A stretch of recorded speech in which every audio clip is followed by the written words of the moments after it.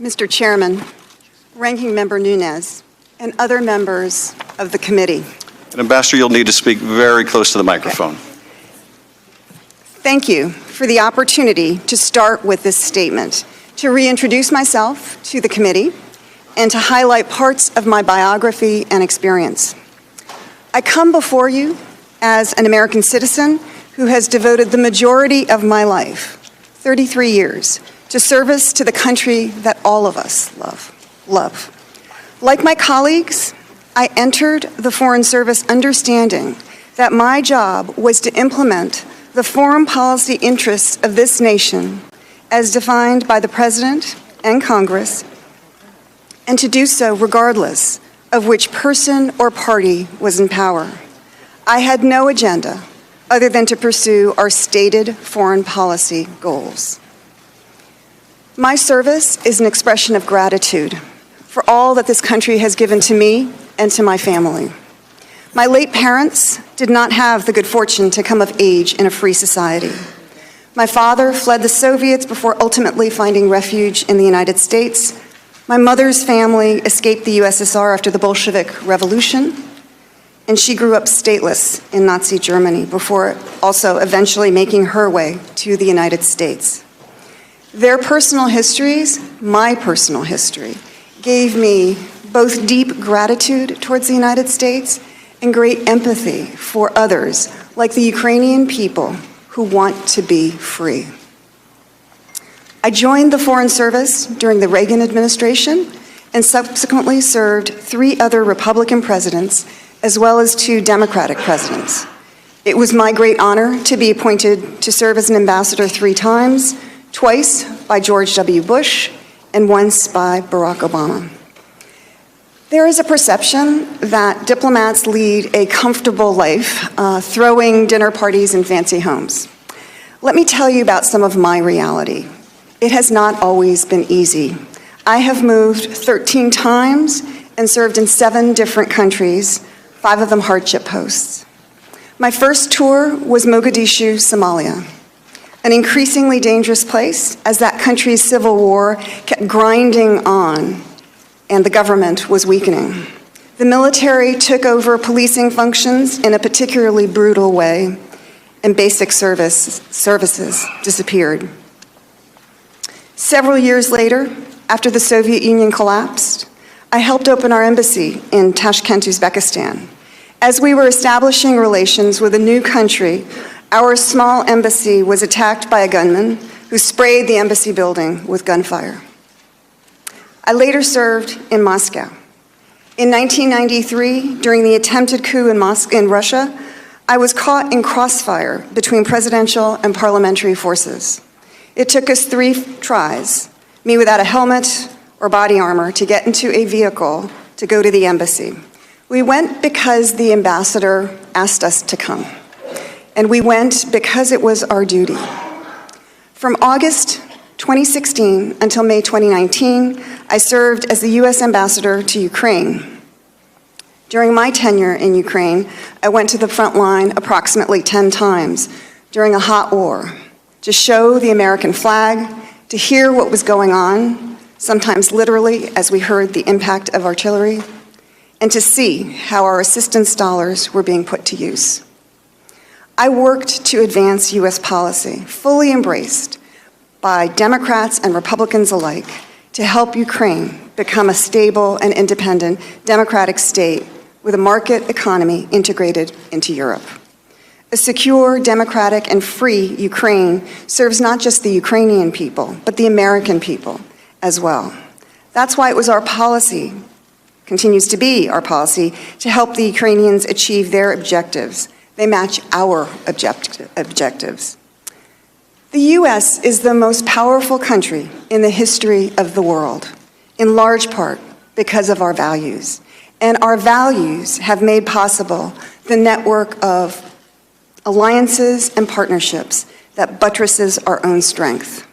Ukraine, with an enormous landmass and a large population, has the potential to be a significant commercial and political partner for the United States, as well as a force multiplier on the security side. We see the potential in Ukraine. Russia by contrast, sees the risk. The history is not written yet, but Ukraine could move out of Russia's orbit. And now Ukraine is a battleground for great power competition, with a hot war for the control of territory and a hybrid war to control Ukraine's leadership. The U.S. has provided significant security assistance since the onset of the war against Russia in 2014. And the Trump administration strengthened our policy by approving the provision to Ukraine of anti-tank missiles known as Javelins. Supporting Ukraine is the right thing to do. It's also the smart thing to do. If Russia prevails and Ukraine falls to Russian dominion, we can expect to see other attempts by Russia to expand its territory and its influence. As critical as the war against Russia is, Ukraine's struggling democracy has an equally important challenge, battling the Soviet legacy of corruption which has pervaded Ukraine's government. Corruption makes Ukraine's leaders ever vulnerable to Russia, and the Ukrainian people understand that. That's why they launched the Revolution of Dignity in 2014, demanding to be a part of Europe, demanding the transformation of the system, demanding to live under the rule of law. Ukrainians wanted the law to apply equally to all people, whether the individual in question is the president or any other citizen. It was a question of fairness, of dignity.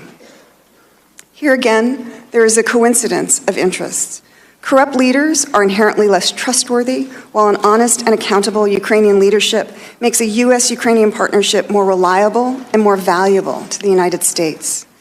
A level playing field in this strategically located country, bordering 4 NATO allies, creates an environment in which U.S. business can more easily trade, invest, and profit.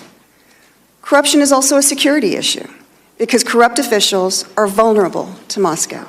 In short, it is in America's national security interest to help Ukraine transform into a country where the rule of law governs and corruption is held in check. It was and remains a top U.S. priority to help Ukraine fight corruption, and significant progress has been made since the 2014 Revolution of Dignity. Unfortunately, as the past couple of months have underlined, not all Ukrainians embraced our anti-corruption work. Thus, perhaps it was not surprising that when our anti-corruption efforts got in the way of a desire for profit or power, Ukrainians who preferred to play by the old corrupt rules sought to remove me. What continues to amaze me is that they found Americans willing to partner with them, and working together, they apparently succeeded in orchestrating the removal of a U.S. ambassador. How could our system fail like this? How is it that foreign corrupt interests could manipulate our government? Which country's interests are served when the very corrupt behavior we have been criticizing is allowed to prevail? Such conduct undermines the U.S., exposes our friends, and widens the playing field for autocrats like President Putin. Our leadership depends on the power of our example and the consistency of our purpose. Both have now been opened to question. With that background in mind, I'd like to briefly address some of the factual issues I expect you may want to ask me about, starting with my timeline in Ukraine and the events about which I do and do not have firsthand knowledge. I arrived in Ukraine on August 22nd, 2016, and left Ukraine permanently on May 20th, 2019. There are a number of events you are investigating to which I cannot bring any firsthand knowledge. The events that predated my Ukraine service include the release of the so-called Black Ledger and Mr. Manafort's subsequent resignation from President Trump's campaign, and the departure from office of former Prosecutor General Viktor Shokhin. Several other events occurred after I returned from Ukraine. These include President Trump's July 25th, 2019 call with President Zelensky, the discussions surrounding that phone call, and any discussions surrounding the delay of security assistance to Ukraine in the summer of 2019. As for events during my tenure in Ukraine, I want to reiterate first that the allegation that I disseminated a do not prosecute list was a fabrication. Mr. Lutsenko, the former Ukrainian prosecutor general who made that allegation, has acknowledged that the list never existed. I did not tell Mr. Lutsenko or other Ukrainian officials who they should or should not prosecute. Instead, I advocated the U.S. position that rule of law should prevail, and Ukrainian law enforcement, prosecutors, and judges should stop wielding their power selectively as a political weapon against their adversaries and start dealing with all consistently and according to the law. Also untrue are unsourced allegations that I told unidentified embassy employees or Ukrainian officials that President Trump's orders should be ignored because he was going to be impeached or for any other reason. I did not, and I would not say such a thing. Such statements would be inconsistent with my training as a Foreign Service officer and my role as an ambassador. The Obama administration did not ask me to help the Clinton campaign or harm the Trump campaign, nor would I have taken any such steps if they had. Partisanship of this type is not compatible with the role of a career Foreign Service officer. I have never met Hunter Biden, nor have I had any direct or indirect conversations with him. And although I have met former Vice President Biden several times over the course of our many years in government service, neither he nor the previous administration ever raised the issue of either Burisma or Hunter Biden with me. With respect to Mayor Giuliani, I have had only minimal contact with him, a total of 3, none related to the events at issue. I do not understand Mr. Giuliani's motives for attacking me, nor can I offer an opinion on whether he believed the allegations he spread about me. Clearly, no one at the State Department did.